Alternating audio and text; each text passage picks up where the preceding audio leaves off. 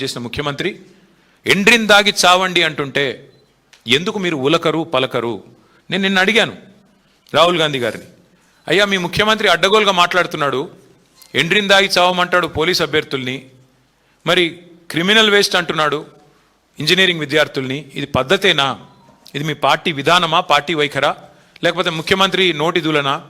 ఏంది ఇది చెప్పు అంటే ఆయన ఎక్కడెక్కడో రాజ్యాంగం పట్టుకుని తిరుగుతాడు తప్ప ఇక్కడ మాత్రం కనబడాడు. ఎక్కడైతే గవర్నమెంట్ ఉందో అక్కడ రాహుల్ గాంధీ ఉండడు, ఎక్కడైతే గవర్నమెంట్ లేదో బాధ్యత లేకుండా ఇష్టం వచ్చినట్టు మాట్లాడతాడు. మళ్ళీ ఎక్కడ పడితే అక్కడ సొల్లు మాటలు చెప్పి అడ్డమైన హామీలు ఇచ్చి మళ్ళీ అక్కడ ప్రజల్ని మభ్యపెట్టే ప్రయత్నం.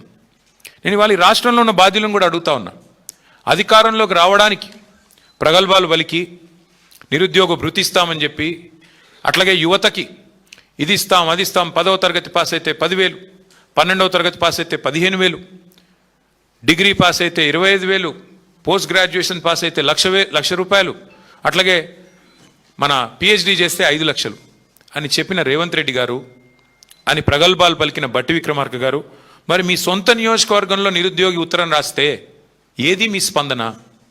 ఎందుకు మీ నుంచి కనీసం ఒక మానవతతో కూడిన ఒక చిన్న సందేశం, అయ్యా పిల్లలు చావకండి మేము కాపాడుతామని ఒక మాట ఎందుకు రావట్లేదు?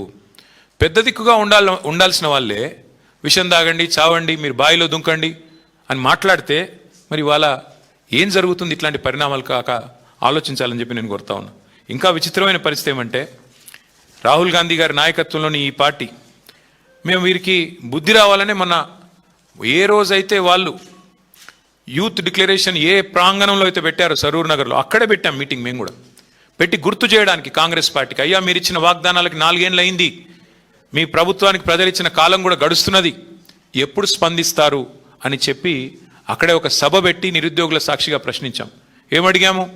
24 హామీలు ఇచ్చారు మీరు యూత్ డిక్లరేషన్లో, ఒక్కటన్నా అమలైందా?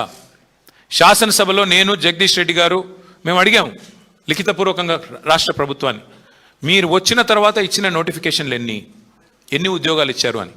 16,978 ఉద్యోగాలు ఇచ్చామని చెప్పి లిఖితపూర్వకంగా రాష్ట్ర ప్రభుత్వం సమాధానం ఇచ్చింది. అందులో కేసీఆర్ గారి ప్రభుత్వం ఇచ్చిన నోటిఫికేషన్లు రద్దు చేసి తిరిగి రీనోటిఫికేషన్ ఇచ్చిన వాటిని తీసేస్తే 10,000 ఉద్యోగాలు కూడా ఇవ్వలేదు. అంటే 2.5 సంవత్సరాలు 50% టైం గడిచిపోయిన తర్వాత మీరు ఇచ్చిన ఉద్యోగాలు 10,000 దాటలేదు.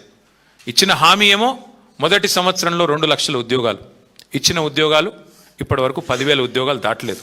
మరి అప్పుడు ప్రజలు, ముఖ్యంగా యువత మిమ్మల్ని ఏం చేయాలి, ఎలా అడగాలి, ఎలా నిలదీయాలని నేను అడుగుతా ఉన్నా. ఇప్పటికైనా నేను అడుగుతా ఉన్నా ముఖ్యమంత్రిని, వేణు రాసిన సూసైడ్ నోట్ నీకు అందిందా? అందలేదా? మీ ఇంటెలిజెన్స్ పోలీసు వాళ్ళు ఇచ్చారా? Please subscribe .news.